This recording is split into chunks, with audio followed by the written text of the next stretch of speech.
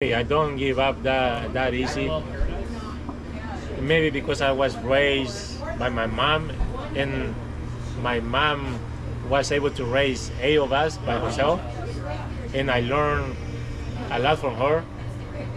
So I learned that giving up is not an option for me. You know, either running or in life, or now that I have the business, not on my business too. So I'm not gonna give up that easy.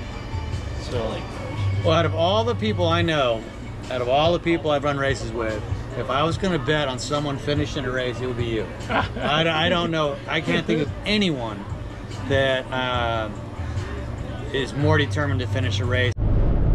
In today's interview, we sit down with Cesar Salas. He is a longtime ultra runner. I think he's this Friday going for 100-mile finish number 8, and then he's got Angeles Crest 100-mile coming up in August as well. Anyway, Cesar is a well-accomplished runner, running cross country in high school all the way up to doing numerous 100-milers, 100Ks, 50 kilometers. Anyway, he's a funny guy. We shared hundreds of miles together on the trail. We've been friends for years. And I'm super excited to share a little bit of his story with everyone today. In addition, he and his company, along with his wife, are creating the finishers medals for the Bahia Asuncion Trail Runners 5K Fun Run and 10K Trail Championships. He's also producing the handmade, or custom made I should say, machine made, finishers awards for the top 5 in the 10K and 5K. So I hope you guys enjoy this interview. Stay tuned. I think you've got something to learn. Cesar, besides being a all-around good guy and crazy runner, he'll get a laugh out of you. So cheers. I hope you enjoy. All right, so welcome to the Trail Runner series. In a small way, Cesar, I want to say you're kind of responsible for the Bahia Asuncion Trail Runners. And you're probably, what do you mean by that? Yes. And it's just, I know you and I have been running friends for a lot of years. And I don't know how many races we've done together. And whenever I'd go down to our house in Bahia Asuncion, I'd always want to kind of recreate that community. And that's kind of where our running club came from. So thanks for being such a good friend, both on the trails and off the trails. Yes, of course. Do you have any? Well, I think I remember the first time I really remember us connecting. But when? Do you have any idea when we first met? I think I want to say 2018. I don't know the year. I know I saw you around a lot of different races, and we kind of like, hey, what's up? But I think the first time I really remember a meaningful moment with you was the year we did San Diego 100, and it's the year that Michelle Polly did it. I think we met back in that was my 3rd year doing in San Diego. That's when we met. 2017. Yeah, like 2017, and then 2018 we have a picture together when we did the check-in. I still have that picture. How'd you get to running? Mario. I started running back in high school. I've been running since high school. I couldn't make the basketball team, so I have to find a way to get some way to keep my fitness going. So I said I gotta find something else to do. So I ended up joining the cross country team. Cool. Back in, I was in 11th grade, and I did 11 and 12. And then after high school, I ran 2 years City College also. And then after City College, I got married, and I stopped for a little bit. And then back in 2010, I started running again. I did my first rock and roll, and I did 3 times rock and roll. And then I found rock and roll marathon, right? Rock and roll, yeah, rock and roll. And then I did 2013. I discovered 50K trail running, and then I got hooked. Since 2013, I started running trails. I started running trail, and one thing got me to another. The marathon got me to the 50K. The 50K got me to do a 50 miler. The 50 miler, I discovered the 100K. The 100K, I discovered 100 miler. So a good friend, after a while, after a couple of years, he became a good friend of mine. That kind of true story that he told me. I was telling him, oh, I'm gonna run 100 miles. He was kind of laughing, kind of making fun of me. So, oh, yeah, sure. And he was, I already tried twice, and I couldn't finish. And then I said, okay, I'm gonna go and finish. And sure enough, here I am. This year, Friday, it'll be number 7 for me if everything goes okay. I'll be finished San Diego for the 7th time. But that kind of leads into one of my questions here. I was like, what is it like to run 100 miles? I mean, I have my ideas, but tell me what it's like for you. What it's like to run 100 miles? For you, it's probably easy. For me, the really first, the first 3 times that I did San Diego, especially San Diego, I was doing only San Diego. It was a learning experience. I was learning a lot. I was learning not only about the race, but learning about my personality, learning not how strong I am, learning how weak I am. That distance, it makes you learn how weak you are. But isn't it amazing though? For me, it makes me, I realize how things in life are so inconsequential. Because you realize in a 100-mile race, I mean, you go through the highest highs and the lowest lows, and you realize that the things we deal with in everyday life isn't that big of a deal. Yes, you know what exactly. I mean? Yes, and that's a good point of view, and that's my point of view too. Because like I say, after the 3rd time I did San Diego, especially San Diego, then I say, you know, this doesn't bother me. Things that used to bother me before, I say, hey. Like, for example, I hate people when they go on the freeway and they don't put the turn signal. For some reason, I used to, and I still do sometimes. And now I was like, oh, who cares, kind of thing, you know. After you do one of those races a couple times, your point of view of life becomes different. You know, what's also cool is. At least for me, my idea of what's possible is so much bigger. Yes. Like a lot of things I do now, I never would have thought I could do, but because I have accomplished these races, no, not accomplished, I've experienced these races, I'm like, yeah, I could do this, or at least I could try. What's the worst that's going to happen, you know? Like, yes.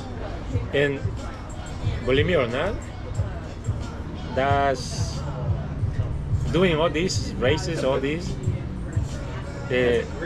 that's why the previous owner of my business was looking at me. It's like, well, if he's able to do these races by himself and being out there 30 hours, you know, more than 24 hours by himself, being able to be on the low and by himself be able to get up, he should be able to keep up the business. And that's what got me also. I mean, not that I'm saying that he contributed, but he made a good point when he told me, Cesar, I'm pretty sure you'll be able to be successful on the business too, on the part of the business and your personal life. You know, it's like you're a strong person, your personality is really strong, and you don't give up that easy. He goes, I believe that if I not give you the business, but sell you the business, you should be able to keep up the business. And sure enough, here I am, you know. I never thought in my life that I would be a business owner, especially here, you know, in the USA. Have my own business. Now I'm being in business for 4 years by myself, 100% owner. And I keep doing these races. Now, believe me, when I work 14 hours a day, 7 days a week. And it's like, okay, that's fine. That's part of life. Yeah. You know, my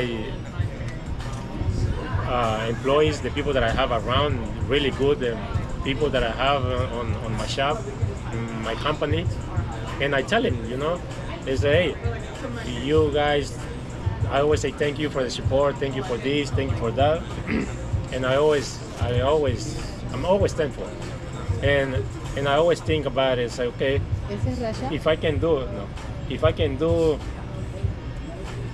29 hours or 30 hours out there by myself, I can work 17 hours, 7 days a week. And then I hear people complaining, oh, I work 8 hours. I work. It's like, for me, I was thinking, 8 hours is part-time. Remember I told you one time, I sent you a text, oh, I'm only working part-time because I'm only doing, for me, that's 8 hours. Yeah, that's funny. You know? But that's kind of my point of view now of life, and I have a wonderful wife. Very wonderful wife.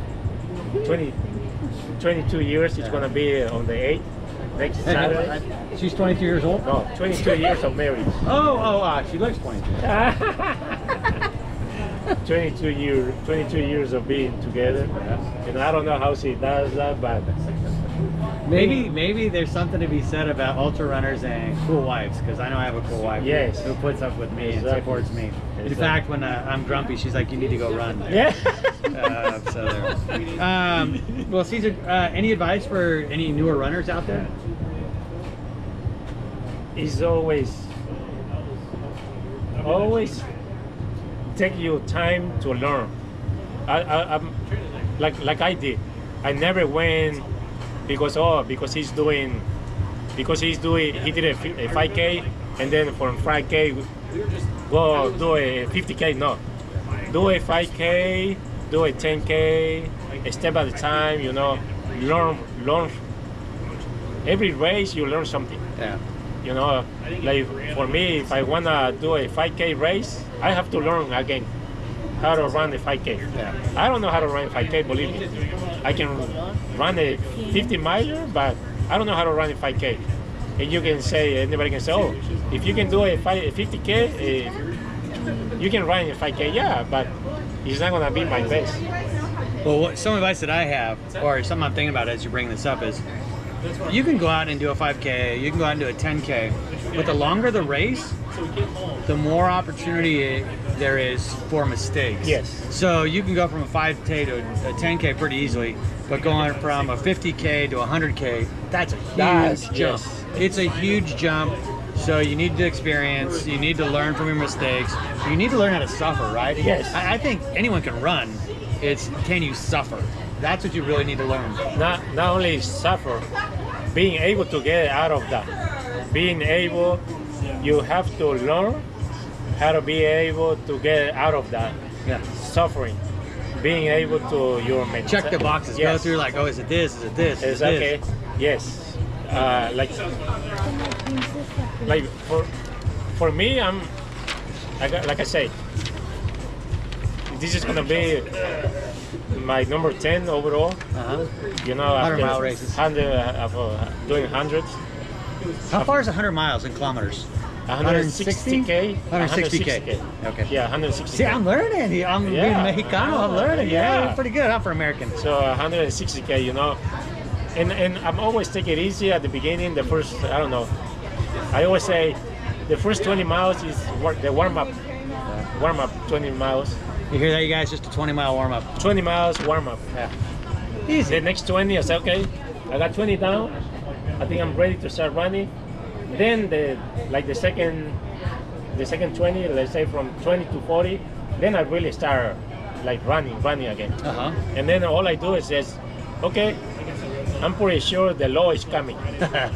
And then I just wait it out. Yeah. You know, I wait it out, I just wait, and I know it's coming. And I just have to find that moment, that thing, something that either food, I get something to eat, I always bring something to eat for myself that I know is gonna get me up.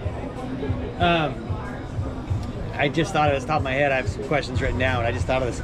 Do you have any good hallucinations? Like when you run at night, when you run a long time, a lot of people have hallucinations. Have you ever had any good hallucinations during a race? The only hallucination that I have one time was doing Santa Barbara 100.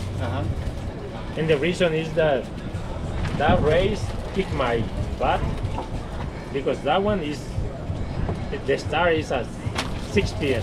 It was at 6 p.m. So 2 hours later, it was already dark. And then I ran through the night, through the whole day, and then the second night. So on the second night, I was hallucinating a little bit. If it wasn't for my friend that was there, I probably got lost. I probably be lost. So, but that one was close of me having hallucination, because I remember I went out on the last aid station, and then all of a sudden I started looking back, and then I was gonna go back to the same aid station for some reason. And then my friend, where are you going? It's to the aid station. He said, we got out of that one. So if it wasn't for him, that would be my worst, because it was already, I think I already had the whole, like I said, the whole night running, the whole day, and that was the second night, and it was about 1 in the morning, the second night. So I finished that race in 34 hours. I think it was 36 hours cut-off time, and I think I finished, so I was awake 34 hours. Plus the time before. Yeah, plus the time before, I didn't sleep at all. So, cool. Well, I think it's so awesome that you and Iris want to help the Asuncion Trail Runners 5K Fun Run and 10K Trail Championships this year by creating the medals and the awards. It means a lot to us. This is our third anniversary, or our third, not anniversary, our third edition. And each year we try and get bigger, and you guys are taking us from actually 3 years to like 6 years. You're really elevating it. So I really want to thank you guys. You kind of talked about your business so far. So thanks a lot to the three of you. If the viewers could only see her right now. We'll talk about Izzy later. I'll save that one. Oh, I know. I'll do an Izzy, who wants to date Izzy video. There you go. That's a good one. I'll get like 10,000 viewers on that one. Well, cool. A couple more questions for you before we wrap this up. What is a favorite post-long run meal? Like if you go out, do a 25-mile training run, what is your go-to after that? What do you like to refuel on? After the race? No, like a training run. I hear all these guys like, I want some chicken, and I'm like, I want a big fat burrito, or I want some carnitas, or that's what I want. I don't have, to tell you the truth, you're not gonna believe me, but Not picky. I'm not really picky, and she knows. Just rice and beans. Okay. We eat a lot of rice and bean burritos. You know, just rice and beans, and sometimes I try not to eat too much meat. For some reason, I don't know, but just rice and beans, easy enough. Nothing wrong with that. I say, I'm not really, maybe because it's always been rice and beans for me for many years. It works. What about a favorite post meal or post run drink? I don't, you know, maybe a beer. What about an occasional mezcal? Yeah. Mezcal, if I have some in the house, but I don't really have that. I'm not really picky. I'm not really into Milk. Leche. Leche? Milk? Chocolate milk. Chocolate milk. Yeah, like, I know I like Pancho Pantera, you know. I used to love grabbing, after a long run, grabbing a chocolate milk on the way home. So. Yeah, so chocolate milk, Pancho Pantera, that's what and pretty much whatever. All right, anything else that all the YouTube people out there should know about you? Well, some What's your superpower? Uh-oh, daughter laughed. Daughter laughs super I think proud. He looked rude and intimate, but he's so kindness. What's that? Kindness, you say? He's kind? Kind. He's a kind? Okay. But He's one of a kind too, right? yeah, but when people look at him, they, you know, like probably they think, oh, he's so, I don't know, intimate. intimate. What about you, Isabel? What do you Well- think? What's special about your dad? What should the world know about him? He ran, he worked. He's a good dad? He's a good dad. Well, cool. Well, I think if I want to say one of my, not a power, but I don't give up that easy. I don't, believe me, I don't give up that easy. Maybe because I was raised by my mom, and my mom was able to raise 8 of us by herself, and I learned a lot from her. So I learned that giving up is not an option for me. You know, either running or in life, or now that I have the business, not on my business too. So I'm not gonna give up that easy. So, Well, out of all the people I know, out of all the people I've run races with, if I was going to bet on someone finishing a race, it would be you. I don't know. I can't think of anyone that is more determined to finish a race. I remember last year at Cuyamaca, I pulled the plug at 50K, and you were heaving and probably had a temperature at the start of the race, and you shouldn't have been running by anyone's means. Sure enough, you finished. Made me look bad. That's okay though. I thought of you as I was up at the outpost drinking beers and eating wings and pizza, and so yeah, more power to you, buddy.